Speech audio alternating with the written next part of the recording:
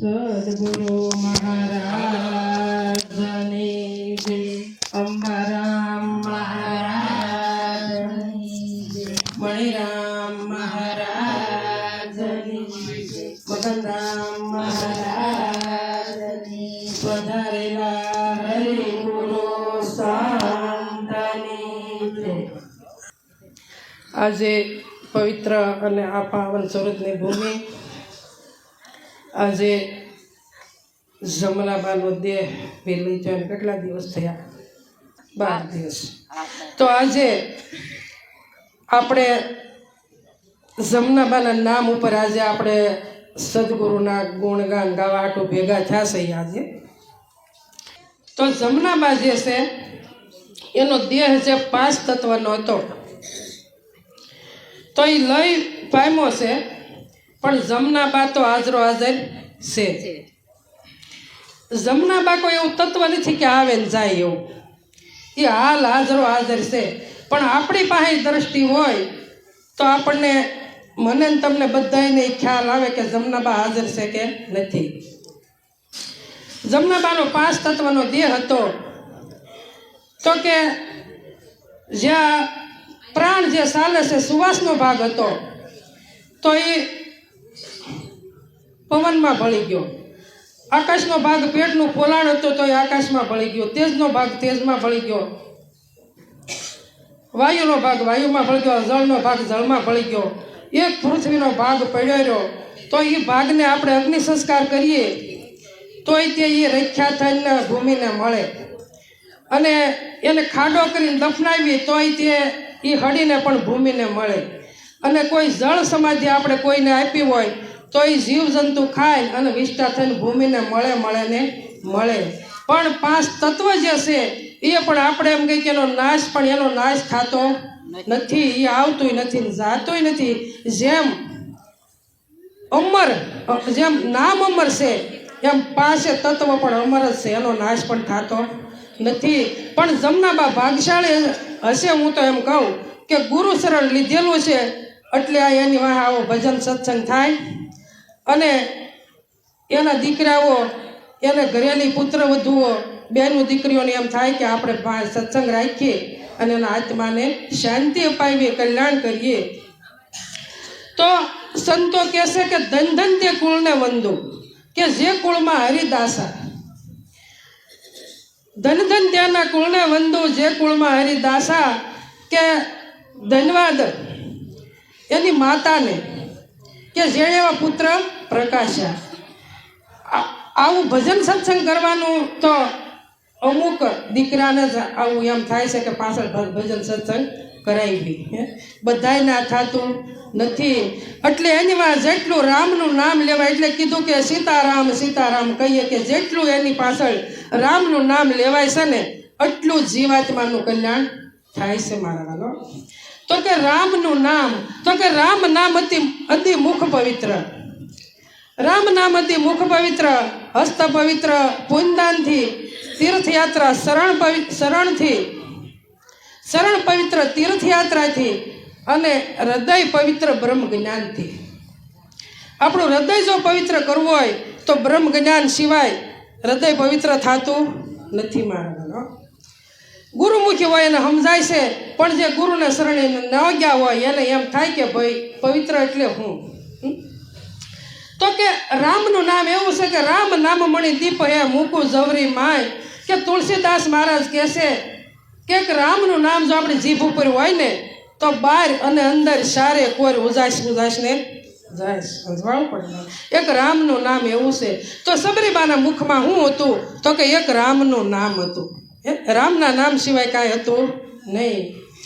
તો સબરીબાઈ રાત દિવસ રામનું નામ લીધું. અને આપણે ગમે એવી કંપનીની કોલગેટ લાવીએ અને સવારમાં બ્રશ કરીએ તો આપણું મુખ પવિત્ર થાય કે સાફ થાય? સાફ થાય મારા વાલા, પવિત્ર થતું નથી. પવિત્ર તો રામના નામથી જ થાય છે. એટલે સંતોએ કળયુગમાં નામનો જ મહિમા ગાયો. હમણાં કીધું કે નામ નગર નવખંડમાં નિરાત નિર્ગુણ દેશ, અમર ફળતા નિપજે વર્ષે મેઘ હમેશ. કીધું નિરાત ક્યાં થાય?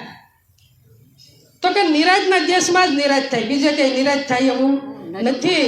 પણ નિરાંત બાપુએ નામનો મહિમા ગાયો છે, એની નામ નક્કી કર્યું છે. એટલે નિરાંત બાપુ એમ કહે છે કે જ્યાં જ્યાં લગી મારી દ્રષ્ટિ પોગે ત્યાં લગી હું નામને જ વંદન કરું છું.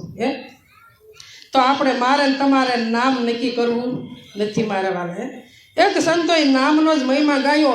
મારે તમારે ત્યાં ખોટી થવા જેવું જ નથી કે હાલો ઉઠીને મંદિર પાસે બેહવું જોઈએ, કે દીવાબત્તી કરવી જોઈએ, કે હોમ કરવા પડશે, હવન કરવા પડશે, તીર્થયાત્રા કરવી પડશે.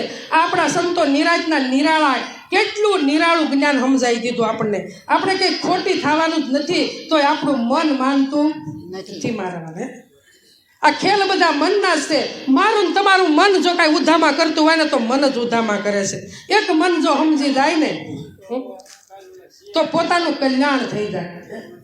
નિરાંત બાપુ કહે છે કે મન સમજાવે તે નર મોટા. તો નિરાંત બાપુ કહી ગયા કે મન સમજાવે તે નર મોટા. તો મારે ને તમારે મનને જ સમજાવવાનું છે, કાંઈ કોશિશ બીજી કરવાની નથી મારા. પણ આપણને ટેવ પડી ગઈ છે ઉઠીને નાઈ ધોઈને અને હા દીવાની જ્યોત જગવીને એક હાથમાં ઘંટ લઈને એક હાથે આરતી ઉતારીએ મારા વાલા. આપણે ટેવ કાંઈ જાય ખરી? વિચાર તો કરી લો કે ઉઠીને મંદિર પાસે બેસવાનું કીધું છે નિરાંતના સંતોએ. એમાં ઉઠીને એક સદગુરુનું નામ લઈ લો એટલે બેડો પાર થઈ જાય. અને સદગુરુ છે તો કોણ છે? દેહવાળા સદગુરુ ક્યાંય હોય?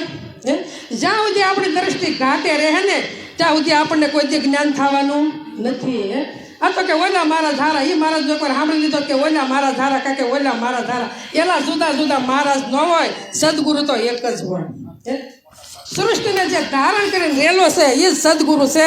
મારો ને તમારો બીજો એક સદગુરુ નથી મારાને. એટલે કીધું કે બોલે બીજો નહીં, પરમેશ્વર છે પોતે.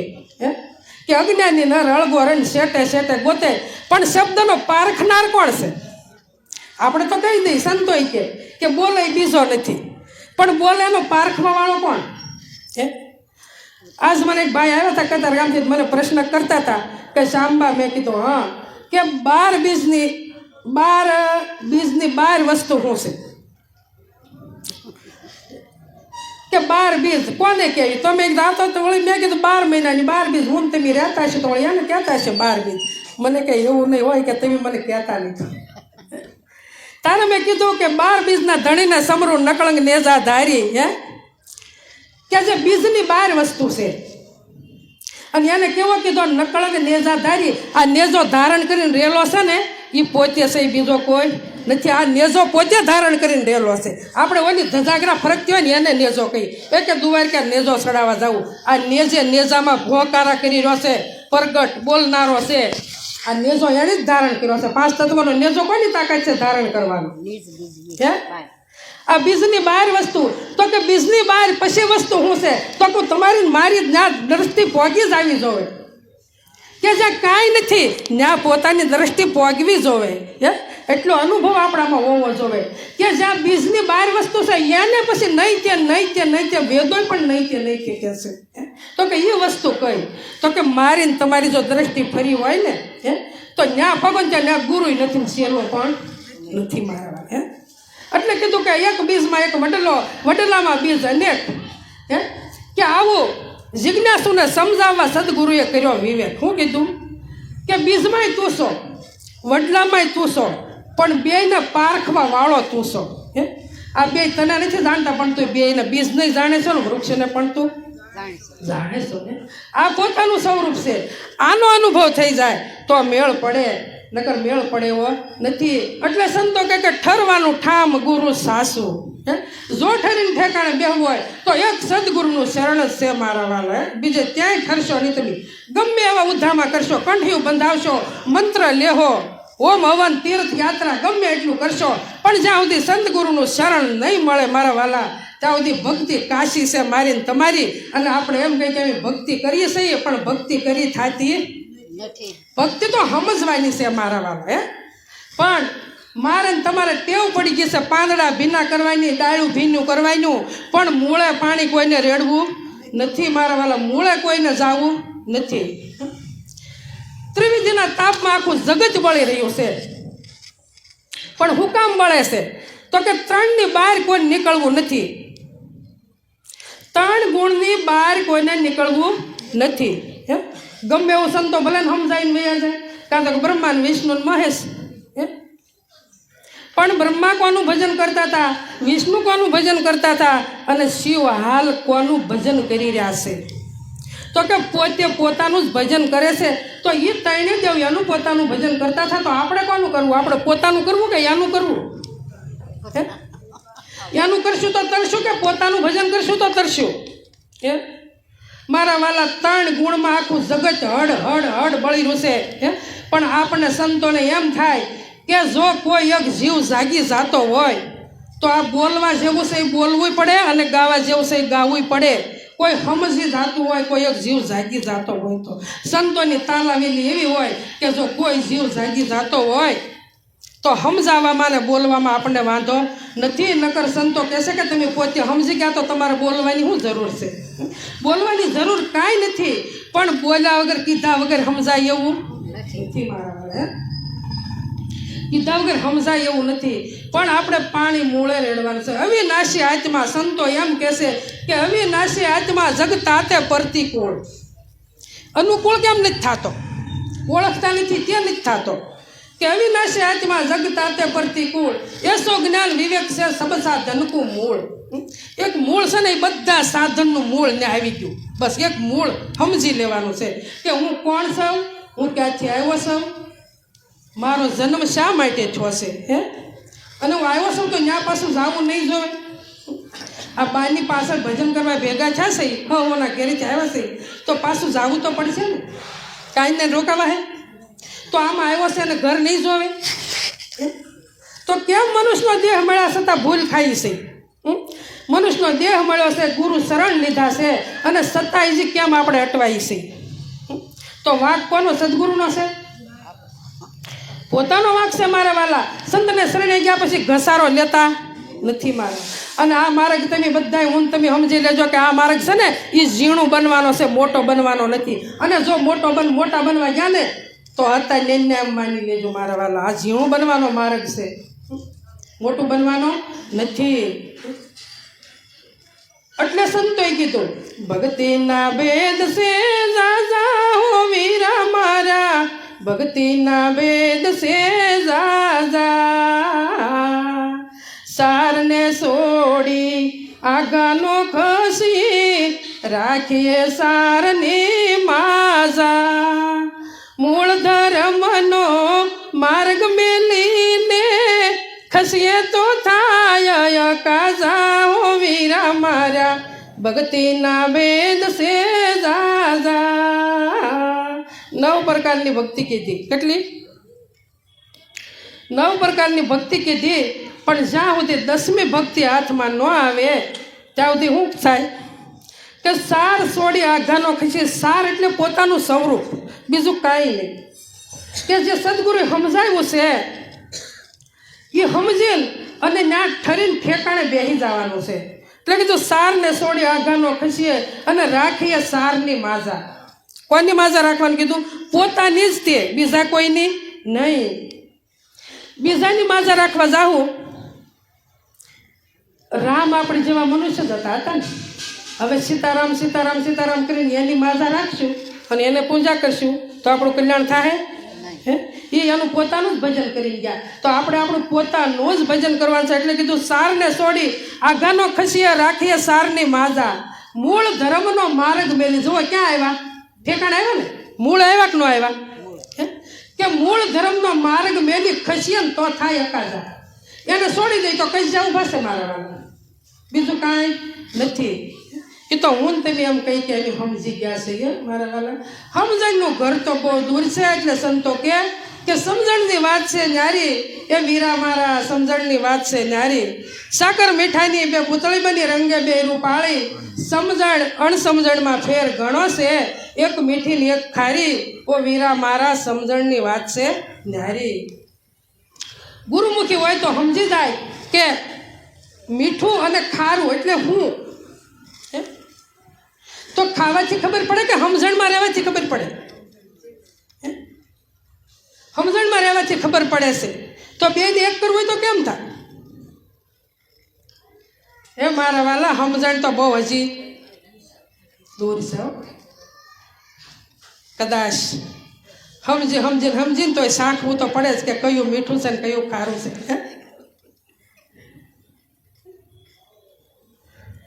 પણ મૂળ ધર્મનો માર્ગ મેલી જો ખસીએ તો થાય અકાજા. સંતોએ આપણને મૂળ સમજાયું છે અને માર્કંડ ઋષિ મૂળની જ વાત કરી છે. એ જે ગુરુ મારા મહામંત્રનો મોટો છે મહિમા, એ વખાણું બ્રહ્મના વેદ મારે. એ જે ઋષિ મુનિ જપતા થા જાપ, એ બ્રહ્મ નથી સાર વેદ મારે. એણે કીધું કે મહામંત્રનો મોટો મહિમા તો કઈ છે, પણ હજી તો ભેદ પડ્યો છે. હું કીધું ભેદ આડો છે, ભેદ ખોલવા વાળો કોણ? ભેદ ખુલે તો મેળ પડે, ભેદ ખુલ્યા વગર મેળ પડે એવો નથી. મારવા લગ્ન કીધું કે ઋષિ મુનિ જપતા હતા જાપ, પણ બ્રહ્મ નથી સાર વેદમાં. પરમાત્મા વેદમાં નથી. તમે કદાચ 6 શાસ્ત્ર 18 પુરાણ 108 ઉપનિષદ 4 વેદ બધું કદાચ વાંચી લો, પણ પરમાત્મા કઈ આડા આવશે નહીં મારા. એ તો મારી ને તમારી દ્રષ્ટિમાં અનુભવમાં આવે. એ ઓળખ્યો ઓળખાતો નથી, દેખો હોય તો જોવાતો નથી, હામો આવીને ઊભો રહેતો નથી મારા વાલા. પણ એક અનુભવ થાય, અને અનુભવ ક્યારે થાય કે જે સદગુરુ, જે કૃષ્ણ ભગવાને અર્જુનને દ્રષ્ટિ આપી હતી, એ જ દ્રષ્ટિ આપણને આપણા સદગુરુએ આપી છે. અને જો આપણી દ્રષ્ટિ ફરી જાય તો પરમાત્મા વગરની એક ખોના નાકા જેટલી પણ જગ્યા ખાલી નથી. તો મારી ને તમારી આવી દ્રષ્ટિ થઈ જવી જોઈએ મારા. એટલે કીધું એ જી ગુરુ મારા યસલ જુગમાનો તો રે આધાર, 50 કરોડમાં પાણી રે. એ નિરંજન હતા નિરાકાર, શક્તિ એ માદર સાણી. એ જી ગુરુ મારા શક્તિ કરો સમાગમ, નિરંજન વસન દીધાર. એવું મૈયાને વાધો છે ઉમેદ, 3 પુરુષ પરગટ કીધા. ત્યાં વાત આવી જો કે કોઈ અસલ જુગ જ્યારે હતા કોઈ આધાર જ નહોતો, એક નિરંજન નિરાકાર જ હતા. તો એને એમ થયું કે મારે એકનું અનેક થવું છે. પોતે જ વિચાર કર્યો, અને પોતે વિચાર કરીને પોતામાંથી જ શક્તિ પ્રગટ કરી. હો, બીજા ત્યાંથી શક્તિ લાવ્યા નથી. તો આપણે આપણામાં શક્તિ છે, આપણે પોતાને જ પ્રગટ કરવી પડે મારા. તો કીધું કે પાછું શક્તિ એને પ્રગટ કરી નિરંજને, અને પાછું શક્તિ વસન માગ્યું, તારે નિરંજન જ પાછું વસન દીધું. અને કીધું કે હું મૈયાને વાદ્યો ઉમેદ ને 3 પુરુષ પ્રગટ કીધા. તો માયાએ 3 પુરુષ પ્રગટ કીધા, તો આપણે એની વાહ પડી ગયા મારા વાલા. આખું જગત એની વાહ પડી ગયું. અને કાયમ કે નામ રૂપ ગુણનો નાશ, 4થું પદ અવિનાશ. 4થા પદનો ભેદ જે જાણે એને કઈ હરિનો દાસ. એલા એનો 3નો નાશ થાય તો એક કઈનો નાશ થતો નથી મારા વાલા. નામ રૂપ ને ગુણ ન હોય તો જગત ક્યાંથી હોય? નાશ થઈ જાય તો જગત ક્યાંથી રહેવાનું? એ વાત હાશી કે આપણી દ્રષ્ટિ જોઈને પહોંચી ગઈ હોય તો જગત દેખાય નહીં મારા વાલા. તો પરમાત્મા સિવાય કાંઈ નથી મારા વાલા. એટલે કીધું કે ક્યારે કીધું કે શૂન્યમાં મહાશેર વસાવ્યું, વસ્તી કીધી ઉજળ, કાળું સ્તુતિ કરે જખ મારે જમદૂત. પણ જ્યારે એ દ્રષ્ટિ પહોંચી ને, એ દ્રષ્ટિ મારીને તમારી દ્રષ્ટિ થઈ જાય ને, અને તારે કહી શકી કે ભાઈ જગત દેખાતું નથી, જગદીશ સિવાય કાંઈ નથી મારા વાલા. જગદીશ સિવાય કાંઈ નથી. આવું સદગુરુનું જ્ઞાન છે, આ નિરાજનું જ્ઞાન છે. અને નિરાજનું જ્ઞાન છે હાવ નિરાળું છે. એટલે કીધું સંતોએ, બેને હું તો બેઠી નિરાજના નાવ મારે, ઉતરવા ભવસાગરની પાર. બેની હું તો બેઠી નિરાજના નાવ મારે, બેની હું તો ભવસાગરમાં ભટકતી રે. ગુરુજીએ પકડી મારી બાય, બેની હું તો બેઠી નિરાજની નામ મારે. એ મારા વાલા ભજન કરો તો આવું કરજો, નિરાજ થઈ જાવી જોવે, ઉદ્ધામાં બધા મટી જવા જોવે, અને મન સમજી જવું જોવે. એટલું કઈ મારી વાણીને વિરામ આપો. બોલો સદગુરુ મહારાજની જય.